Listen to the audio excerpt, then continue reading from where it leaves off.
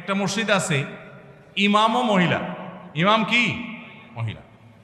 ভাইরা আমার, মেয়েদের জন্য মসজিদে না এসে বাসায় 5 ওয়াক্ত নামাজ পড়া উত্তম, এ ব্যাপারে কোনো দ্বিমত আমাদের মধ্যে নেই। ওয়াবুয়ুতুহুন্না খায়রুল লাহুন্না। তবে হাদিসের আগের অংশ আছে। আল্লাহ নবী সাল্লাল্লাহু আলাইহি ওয়াসাল্লাম বলেছেন, লা তামনাউ মা আল্লাহি মাসাজিদ আল্লাহ। আল্লাহর বান্দিরা মসজিদে আসলে বাধা দিও না, কিন্তু তাদের জন্য মসজিদে আসার চাইতে বাসা নামাজ পড়া বেশি উত্তম। তার নবীজি চাইতেন তারা যেন বাসায় পড়ে।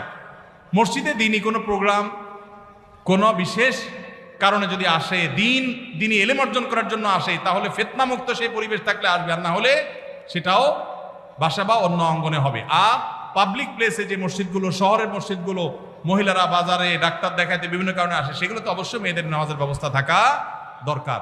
কিন্তু মেয়েদের জন্য মসজিদে এসে 5 ওয়াক্ত নামাজের জামাতে হাজির হওয়ার চাইতে বাসায় নামাজ পড়া অধিকতর উত্তম।